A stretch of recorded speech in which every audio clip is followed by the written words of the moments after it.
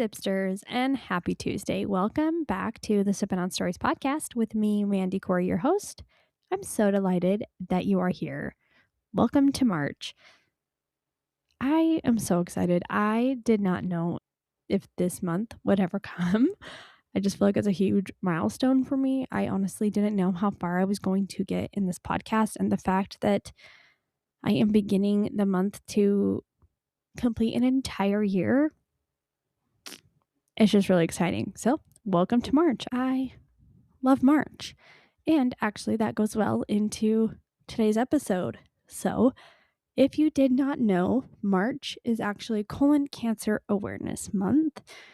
And so I had someone reach out that has actually been on the podcast before and said, hey, I think it would be a good idea to come on and share my experience with colon cancer in honor of Colon Cancer Awareness Month. And I said, that is a great idea. I actually was going to join her episode into another episode that I have coming up that has to do with cancer.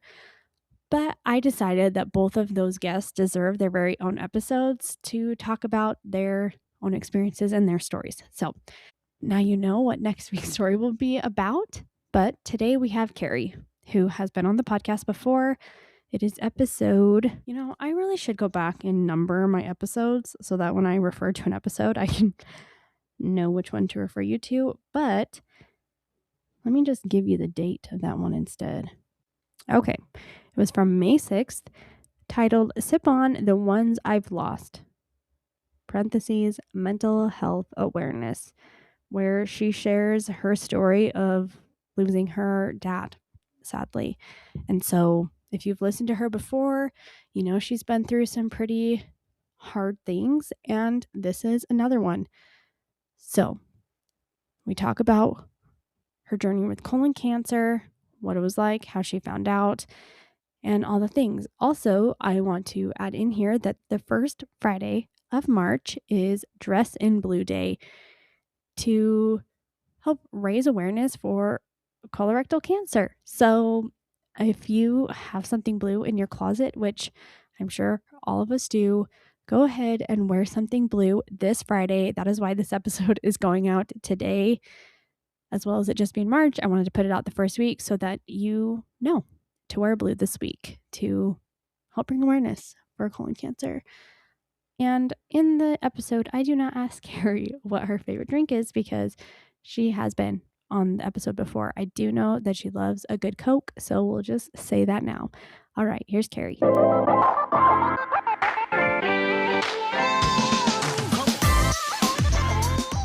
Carey is on the podcast today. Carey has been on the podcast before. She was back in, was it May? It's May. That's what that is. And she talked about her dad and mental health, and it was a really good episode. I really appreciate her coming on. And I mentioned in that episode that Carey has been through a lot of different things in her life, and so she's going to share another one of her experiences today, which is dealing with cancer. And she felt this would be a good week to do that. Carey, can you tell us why? So March is Colon Cancer Awareness Month, and the first Friday of every March is Dress in Blue Day. So they just ask that you wear blue, and it's kind of the royal blue, but I mean, sure, it doesn't matter. Mm-hmm. But for colon cancer awareness, and colon cancer doesn't get a lot of attention, probably because people don't want to talk about like the colon. Yeah. It's not super exciting, but it can be deadly. I think it's either the second or third cause of death, I think. Oh, really? Yeah. I should look that up. It used to be. Maybe it moved down because I know that suicide went way to the top, but it's up there. Mm-hmm. So yeah, and I'll just say my journey started. There was a day. It was actually the day after Halloween, and we'd had family come to town, so we were at Chick-fil-A. I think it was one of those years where it was really bad weather already at Halloween time. So we were like, what can we do that's indoors? So we went to Chick-fil-A. Of course. And I went into the bathroom and, sat down, and I heard this thunk. And I was like, what? I didn't go to the bathroom yet. Like, Like, that's not supposed that to is happen. like very strange. And so I, sat up and it was a like blood clot. And You hadn't been feeling any weird way. Okay. no, I hadn't really noticed any symptoms. And so in my when we lived in California, I was in the medical field. I was I worked at an urgent care for a few years and like was a medical assistant / X-ray tech. And so I knew that that was not, well, I mean, anyone probably knows that's not a great thing, but I knew in the back of my mind that that is almost always cancer because one of the doctors that I used to work with had said something to that effect. But I was 37, or I think I was actually 36 then. And I was like, that can't happen to me. We don't have that in my family. So I'm just going to call it a fluke and put it to the back of my mind. It was like, get ready, let's have Christmas. But I kept having blood, like either like when I would wipe I would see it in the toilet. Like every day? Or was it like sporadically? No, it was sporadic. Okay. And so I mentioned it. We had just moved back from California about, I think it was our second or third year. And we hadn't really established like doctors and stuff. So I just went to a clinic that was like, oh, we can be everything for you. And so I had mentioned it to the doctor that I was seeing for like a sinus infection or something. And they're like, oh, I'm sure it's hemorrhoids. And she's like, she did an exam and she's like, well, I can't see him, I can't feel him, but I'm sure it's hemorrhoids. That's what it is. And so I was like, okay. She's like, eat fiber. Okay. So Did you feel good with that answer? Or were you like, I feel like I would have been like, oh, great, okay. Yeah, like, I was like, yeah. I was like, oh yeah, I'm not going to worry about it. But it persisted. And I mean, it still wasn't like, oh my gosh, I'm so worried about this, or I need to get this investigated. But we have had infertility issues in the past, and I wanted another baby. My youngest was turning 2, and I knew I didn't have like tons of years. I was getting closer to 40, so so I went and started, I need to establish care with this OBGYN, and she was like, well, I don't know you since you're new. And I had told her about, because she asked, like, do you have any stuff going on? I'm like, well, I think I have these hemorrhoids. And so she's like, well, I'm sending you to a surgeon. And I thought that was, a waste of time. But I went, and I remember I took my 3 kids because I don't know why I didn't figure out something. And it was like a circus. And I have this, You have twins and Yeah, kids. yeah, they twins were- and a 2-year-old. They were 4 or 5. I think they were, I don't know. They were around there. Young. They were 5. Yeah. And I remember the receptionist like yelled at them, and one of them was crying. And then the doctor was like, he asked me, are you sure it's not your period and you just think that it's coming from that end? And I was like, Actually, I haven't had that my whole life. I'm not used to how that feels. You're right. and so I was like, I'm pretty sure that I know my anatomy. Like, and I don't know why I didn't just like go to a different doctor, but I scheduled he's like, we need to do a colonoscopy. And he acted like it wasn't a big deal, that he was just doing it as a precaution. And it actually was March. And so it was like Colon Cancer Awareness Month. And so like it was on the TV and everything. And I was like, this is for old people. I don't need this. And so I had scheduled it, but I canceled it. I was like, oh, that's just too much. I'm not like, because you couldn't eat for a day and you have to drink all this stuff. And I was like, well, who's going to take care of my kids? I just canceled it. And then we got to, I think, so that was February, March. We got to like May and I started having pain and a lot of blood. And would it be like just when you were like using the restroom, or was that like all the time? it wasn't all the time yet, or it never got that bad. But it was like, okay, this is not just a little bit, because before it was always like, it wasn't like super alarming. It was, and that's why I think the other doctor had said like it's hemorrhoids. But I decided I better have the colonoscopy. So I figured it out, and I remember when I woke up, the doctor saying, well, I found what was causing your bleeding. And he said, he didn't really say it was a tumor. He just said, oh, I did a biopsy, and we'll get I think it was a Thursday. And he's like, we'll have the results by Monday, but I don't work Monday, so I'll call you on Tuesday, or I'll let you know. And so I remember that whole weekend. It was in the back of my mind, like, it could be positive, but it probably won't. And I remember my husband was just like, you're just worrying too much. It's going to be fine. And so I remember when he called, I happened to be in the shower. And so I like got out and I was in my robe. And I mean, he obviously didn't have the best bedside manner, but he was just like, I can tell just from previous conversations. I'm like, but he was like, you have cancer. And I remember just like being flabbergasted and in shock. And no one really had any answers. Like, what is the plan? It took about a month of like a bunch of tests.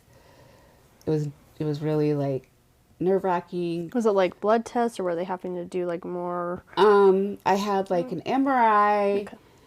And then I had a really unpleasant experience where they wanted an ultrasound of like, because where the cancer was more towards the rectum and not the colon. And so they were trying to ultrasound that area, but they didn't have the right equipment. And so I was like, and then they were trying to go in other rooms and find it, and they couldn't. And yeah, that was a not great experience. So this was 2013. So I'd say that healthcare in East Idaho has improved since then. But we quickly kind of figured out that we needed to go to Utah. The doctor I had been seeing, he said, well, we're just going to do surgery, and I think you'll be fine. Like we're going to take out the section. So he had cut the tumor out. And you're not supposed to do that apparently, but, well, that's what the Salt Lake doctor said. But he was going to take, the area all around it. And he's like, you'll just have to be on a liquid diet for, I think he said 3 to 6 months or something like that. Oh, well, I thought you were going to say 3 weeks. No, it was a long time while it healed, because, they were going to take out this big section. Yeah. And the doctor in Utah was like, no. So when you were going through all this, were you like spiraling emotionally, or were you kind of just like, okay, we got to power through, we just got to figure out what we're doing, going to that I kind of mode? I was kind of in between. It was really, I don't want to say dark, but like I just didn't really have any answers. And so I kept like telling people, because they'd be like, how are you?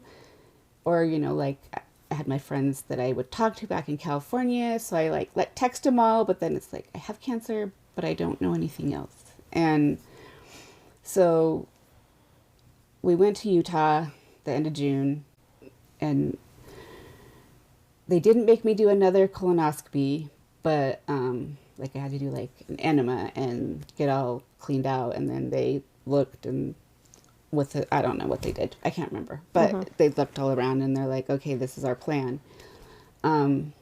Which included having a ileostomy, so like a stoma with a bag. And I was not very happy, but he's like, that's the only way that we're going to be able to save your colon. And then they had scheduled chemo and radiation. They still didn't have a stage. They thought I was probably between a 1 and a 2. They didn't really know. It wasn't like my blood tests were pretty good. They hadn't seen any significant tumors, like, or, you know, spots on any of those tests that I had done. And they said, okay, well, normally there's a long wait, but we have this cancellation and it's on July 5th. So that was pretty much the next week. But my twin's birthday is July 6th. And I was like, well, I can't have surgery then. It's their birthday. And my husband looked at me like, you're going to have surgery. I feel like that's just so classic though. Like, well, I've got to cancel this appointment because what am I going to do with my kids? Well, I can't have this big surgery that I need for myself because, well, my kids. Yeah. So we had their birthday early that weekend and got ready. And it was supposed to be I think they told me it was going to be like a 3-hour surgery or something. And I had it I think I had to show up at around noon. And so it was probably like 2 or 3 when they started. No, it must have been early. I don't know. Anyway, I woke up and it was pitch black outside. Oh. And I'm like, which in July, means that was a long. And so I'm like, what happened? Like, did they find, and I was so panicked. And the nurse was, they can't really tell you anything. They're like, calm down, it's okay. And it just so happened that my husband and parents had left to go get food. And so, like, no one could really tell me anything for a little while. And then they came back and said, no, it just was super complicated. But, they didn't find anything bad. Like, it was just where the area was, like, it took a lot of repair. And so the doctor told me later if we had gone with what the doctor here in Idaho wanted, I would have just lost my whole colon probably. What did he want? He was just going to cut the sections out and, like, sew them back together. Okay. I see. And they had to do something more complex. It's called a J pouch. So basically, they took out, like, probably most of my rectum. I don't know what the percentage would be, but they're like, it's, like, gone. You don't have one.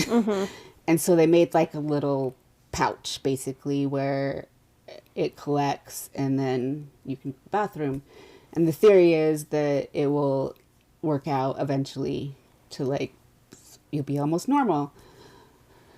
It's been 13 years, 13 years, and I would say maybe the last couple it got more normal, but for all those years, like, it became sadly very normal for my kids to, like, come in the bathroom and do their homework because I was just hanging out in there. And like, that was just the way it was. And it was not a great thing, but also I was really grateful to be alive. Yeah. Was it like, was it like a diarrhea you were in there a lot, or was it like you were just having trouble going? It would depend. Okay. I would have all kinds of things. Okay. And, like, I had to just figure out what I could eat and what I couldn't eat. And you didn't have the ileostomy then? Yeah, I only had that for 3 months. Okay. And those were 3 not great months. Well, for one thing, when they take all that out of your body, it makes you not feel good for a long time. So pretty much that whole summer, I didn't have my kids. Like, people just took them, like...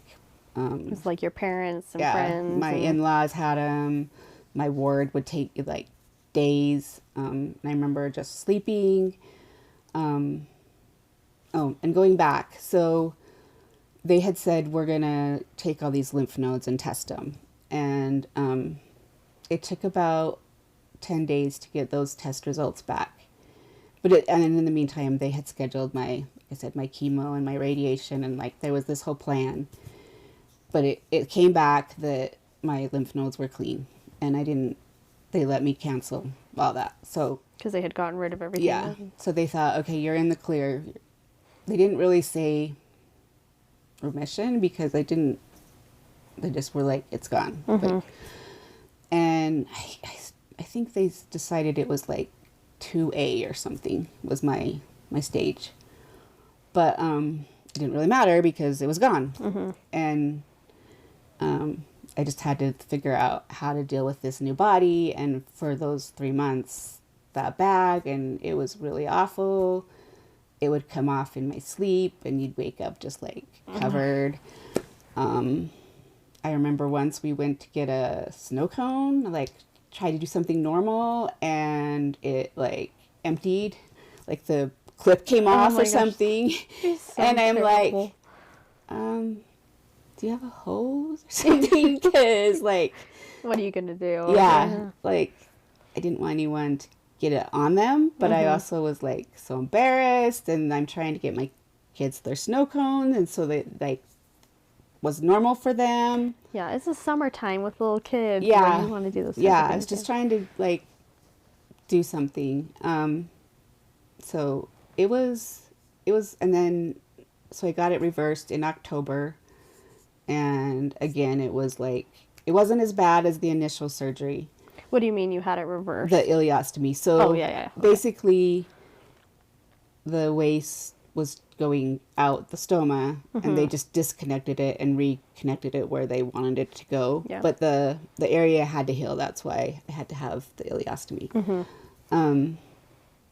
So all that was rough. It was, an adjustment. I remember, so it just so happens that our insurance resets July 1st. Of course it does. Yes. So I had all the tests in and met the deductible for the year before, and then we started over. Have a big old surgery yeah, right at the and get-go. I was in the hospital for 10 days, or I think 8 days. I don't know. It was the day that after I got home from the hospital, that I got the phone call that the margins were clean. So I think it was about 9 days. I remember they were going to let me go, and I just like threw up all over, and they're like, never mind, you don't get to go home. And I was like, and I hadn't thrown up the whole time. So it was just, my body just did not know how to digest food. It was, anyway. But we hit our deductible and our like max out of pocket, like all in one day, like procedure. Yeah. And hospital stay. And so I remember, it was a little bit later when the bills started rolling in, and just opening bills, and they would be thousands of dollars. And I got this letter, and it said, we weren't able to perform genetic testing, and so you need to come back and have genetic testing. And I just threw it away. I was like, nothing, which was kind of dumb. If I had thought about it, my deductible, or everything was met, they would have just paid for it. But I was still, just when like, you're in that mindset, you're like, I can't have another. I was like, nope. Bill. Yeah, we're not doing anything else.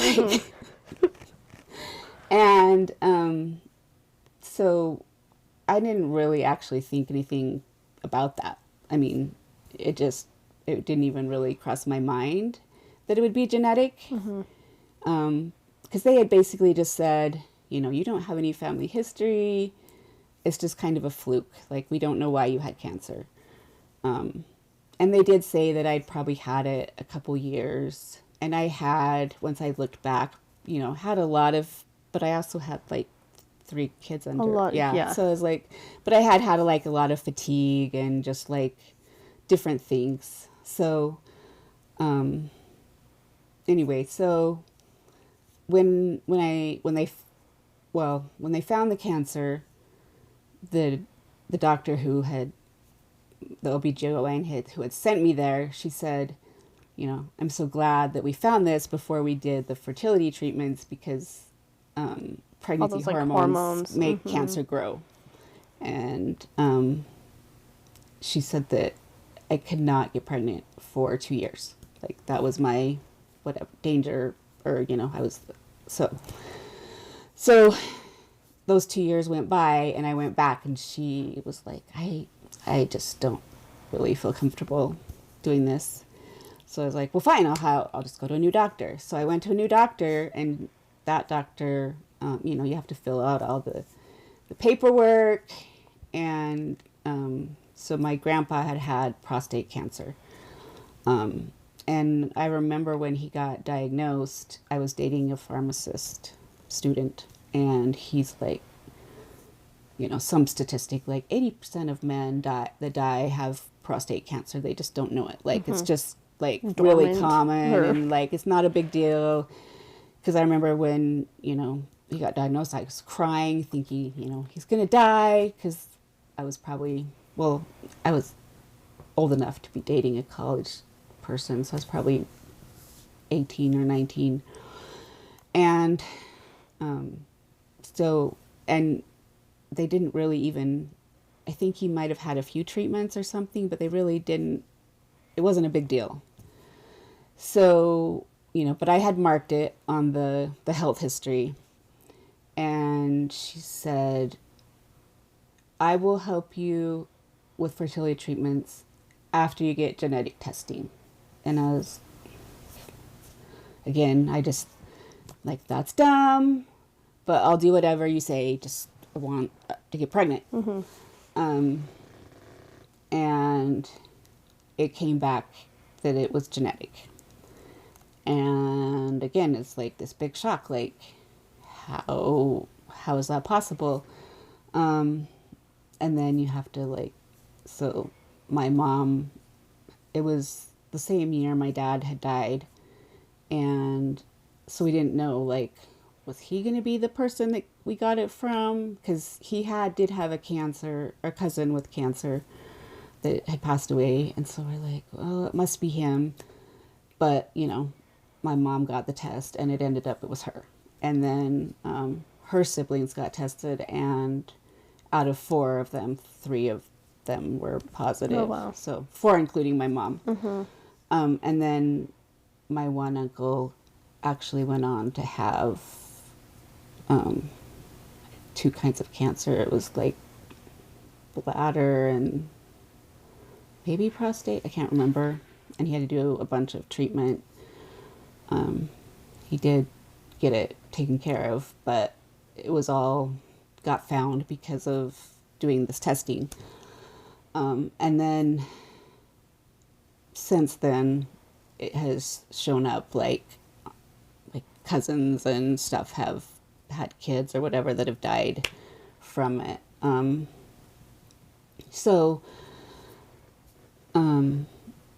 Yeah, because Lynch, it means you're susceptible to, I think it's 10 kinds of cancer, and they're pretty common ones. Uterine is one. Brain. Anyway, that's why they call it Lynch, is because it's like a Lynch that, like, could just hook you in. Yeah. So what that means for me, besides that, we all found out we had this gene. And I had already, because of the cancer, the first year, I believe I had to have a colonoscopy every 6 months for... Yeah, that's what I was wondering, is how often you had to do that. Yeah. And I will say I've had so many now that it's, like, pretty... No big deal. Like, not a big deal. Just another Tuesday. Yeah. I was really happy when I got to go to once a year. Maybe they must have done them sooner than 6 months. I don't remember. That's kind of that time period in my life is something I've, like, kind of not blocked out, but I just, like, yeah. Mm-hmm. So I was really happy when they got to like once a year, and they had told me, you only have to do this for, I can't remember if it was 5 years or 7 years, and then you're done. Like, the window is gone. But having Lynch syndrome means for life. So, yeah. So you have to do it once a year. Yeah, once a year for the rest of, And it means anytime like something is wrong, they pretty much order every test, like a CAT scan. I've had a lot of CAT scans. Do you feel like since getting that, has it made you like hypochondriac-ish? Like, I don't know what better word to use for that. I try not to go there, but I've had a few experiences where I was sure that it was bad, that I had it. Because, again, they had sent me, like, it was just, my back was hurting. And they're like, okay, well, we're going to do a CT. And I swear I heard the tech look at my, that was looking at my thing, say it was cancer. And of course, they're not supposed to say anything. But I just was, like, in the dressing room, and it was a really small place, and they didn't know I was there or whatever. And maybe they were looking at someone else's, or that's not what I heard, but it was a really long, how many ever days until we could get the results. And I remember we even tried to get, like, my family doctor to, like, hack into the, like, Please, you can look. Yeah. And he's like, well, that's not ethical or whatever. Like, nobody has to know. But yeah, like, yeah, you spiral. You're like, okay, what am I going to do? So it wasn't cancer. It wasn't even really a big deal. I can't remember. I think it was like a strained muscle or something. It wasn't like... Definitely not cancer. No. Yeah. They had to do like some injections and I think some physical therapy and like, yeah. So, but yeah, I've had a few of those close calls. And yeah, like even right now, it didn't seem like, I take omeprazole just for like heartburn, digestion, And it didn't seem like it was working. And so when I went to the doctor, she's like, well, with your history, I should just order a CT, but I'll give you, I'll change your medicine. She doubled the dose and she's like, come back in 3 months. So it's been those 3 months and the medicine didn't help. So I'm still like, and now I'll be doing, so she was talking about the upper GI. I have to have an upper GI every other year. I don't know why that's the protocol, but so, and it doesn't really matter to me because they just do it at the same time as colonoscopy. So, and I'm out, like, I don't care. It's all the same too. Yeah, I'm like, it just means the bill's a little higher, but we meet our deductible every year. Really? Oh. Just because of the colonoscopies and all the blood work they do is expensive. But I have graduated. They don't do the blood work every, like they let me skip a year just because it had been so good. There's something called the CEA, and that's the amount of cancer, I don't remember what it stands for, but in your blood. And mine was always like minuscule, like 0.02 or whatever. And it has to stay, I think, under, I don't know, I'm probably making up like 10 or something. But it was always under that. And so I used to like celebrate and look at my numbers and I really cared. And then I got to the point where they'll tell me if it's to worry about, like, I don't need to know what my CEA is. Like, yeah. What I'm trying to say, I feel like is like a good thing emotionally because that seems like you're able to just like continue on and not hyperfixate where I think it'd be easy for at least me thinking about it. I'm like, oh, I want to know exactly where everything was. So it's just, it's a thing that's just in your brain. we ended up not having another baby. We tried for a few months. It didn't work. I started having pain and like weird bleeding, and so they're like, well, you have to have a hysterectomy. Like, so I remember the doctor was like, you can do IVF and get pregnant like next month or whatever. Yeah. Or you can have a hysterectomy like right now. Oh my and gosh. I could not justify in my head like bringing another kid into, like, not knowing if they would have the gene. A few years ago, it was you need to get your kids tested, and so you go through that whole like, do we know, do we want to know, like, Yeah, I do this game. Britt like wants to get our kids tested for the diabetes thing, and I'm like, no, like I don't want. He's like, what? It doesn't matter, and I'm like, it does. Like I don't want him to do it, and maybe I'll change my mind at some point. But that's a big like heavy. And one of them ended up getting tested just because they were having some problems, and they're like, well, just because of the history, we're gonna just test them. Yeah, and they ended up being negative. I just was like, I can't do that, and plus, you know, it was thousands of dollars, and it's like, okay, we're just happy with 3 kids. Like, that's what we get. And I just think trying to have another baby is what saved my life. I just didn't get a baby. I know that it's such a like rough way to have that all. But I in the years since I have gone through all this, I've seen people die from colon cancer just because it got missed, or they didn't think it was a big deal, or their doctor didn't think it was a big deal. My brother-in-law actually passed away, I think it was 2016, so it'd been like 3 years. From colon cancer? From colon cancer, and he was diagnosed and died within a month. Like, it was so far advanced, and just really grateful that was not your case. Yeah, and so it was awful, and I remember basically his tumor ruptured and he was septic. Wow. And they said, you know, he has this long, like, it was hours, and so we drove down, and it was trippy because it was the same hospital I'd been in, and I hadn't really been there as a visitor. I'd been there as a patient, but then you just think, you know, so lucky that it isn't me, but then you feel so bad. Yeah. Survivor guilt is a real thing.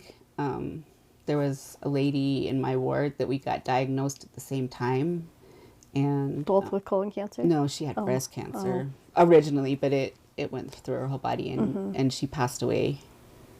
I think it was the next year. But yeah, I just I took that really hard, because it was like, how did I make it through, like, she did what made me, you know, special, because, you know, she had kids and grandkids, and like, so yeah, so I guess part of the reason I wanted to come on was to just spread awareness. It can happen to you. You don't have to have a family history. You have to be an advocate for yourself. I wish now, if I could go back, you know, I probably lost like 6 months between my denial and doctors just not taking me serious.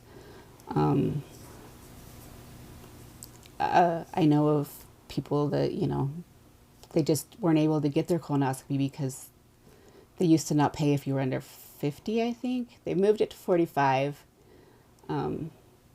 or just not knowing that they needed one. Like, there was a young mom that died a few years ago, and she was pregnant when they discovered it, and it was like her 5th or 6th kid, and, you know, I think she had the baby, but she then shortly passed away because that hit me hard. And yeah, there's just been lots of instances, and you know, and then there's been celebrities. Just recently, James Van Beek, and like I said, it's kind of one of those that you want to ignore, or you want to just think, you know, it can't happen to me, or I'm fine. I'm on a Facebook page for those, you know, dealing with it, and so many people, you know, just think, oh, I had indigestion, or I had an ulcer, or, you know, a lot of people didn't even really have a lot of symptoms. So just getting that routine colonoscopy could be, you know, it's not a fun procedure, but you know, But it could be life or death, really. Yeah, you're asleep. It's a nap, and you really can go without food for a day, and it's not gonna, like, I haven't died yet. And you've done many a colonoscopy. Yeah. Well, yeah, I appreciate you coming on. It was, again, it like worked out really well for this to go out. So I think this is a good conversation to have, an important conversation to have. And Yeah. especially as we're all just getting older, and those types Yeah. of things they are important. They are. Yeah. And yeah, like I said, no one really wants to be like, let's talk about the colon or the rectum, because, you know, like, who wants to talk about that? But it can be life or death. Yeah. So.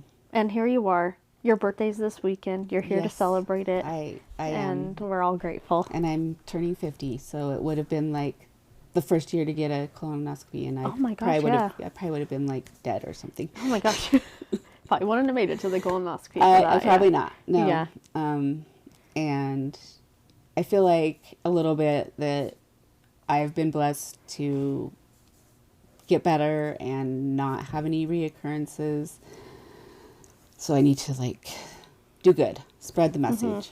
So. Yeah, I appreciate you doing that here All on right. the podcast. All right. So, Thanks okay. for letting me on. All right. Well, we'll celebrate this weekend, and we'll have a good night. Like I said in the beginning of the episode, I had two guests talking about cancer, different kinds of cancer. And at first, when Carey reached out to me, I had already had my other cancer episode planned. And I was like, oh, great. I'll just like put them together and have one episode about people finding out they had cancer and, you know, their experiences. But after talking to Carey, I just felt strongly that I should give her her own episode. And again, with Friday being the day you can wear blue, I really wanted to put this one out today. So I'm grateful Carey came on and shared this. I really can't just believe all the things that she has gone through in her life. And she just celebrated her 50th birthday. So we can all wish Carey a happy birthday. I'm really glad that she's here with us, obviously. I decided to look up a couple of things about colon cancer. She had mentioned in the episode that it was like one of the leading causes of death. And so I looked it up, and it says it's the second leading cause of cancer-related death in the US. I'm not sure like where it is as far as like overall cause of death, but I did find that about it being the second leading cause of death with cancer. And then I also decided to look up, she had mentioned that there has been a lot of celebrities recently that have passed from colon cancer. And so I just went and I tried to find a few of like the more recent celebrities that have died from it. And so Chadwick Boseman, who was the Black Panther, died from that, which I had forgotten about. And then there was also Kirstie Alley back in 2022. And then more recently, James Van Der Beek just passed, which is also so sad. I watched Dawson's Creek and really liked him as a person. So it is definitely something. Well, and then it also talked about just different celebrities that like were married to somebody who passed from it or whatever. And so, yeah, I just feel like it is happening around us and it's important to talk about. I also just thought, since I'm here, that I was just going to throw in some colon cancer facts. So I went to ChatGPT and said, will you just give me 10 facts that I can share? So I'm just going to read those. Number 1, you can have colon cancer for years and not know it, which she did kind of mention that. Number 2, it's one of the few cancers that can actually be prevented because doctors can remove precancerous polyps during a colonoscopy. Cancer can be stopped before it ever starts. Number 3, rates are rising in younger adults. Number 4, colon cancer doesn't always cause stomach pain. Many people assume abdominal pain is the first sign, but sometimes the only clue is fatigue from slow hidden blood loss. Number 5, your poop can tell you a lot. So persistent changes in your bowel habits can be early warning signs. Number 6, men have a slightly higher risk than women. Number 7, family history isn't the whole story. Most people diagnosed do not have a strong family history. Number 8, lifestyle matters more than people think. Regular exercise can actually lower your risk, while diets high in processed meats increase it. Number 9, it can spread before symptoms appear. That's why screening is about prevention, not just detection.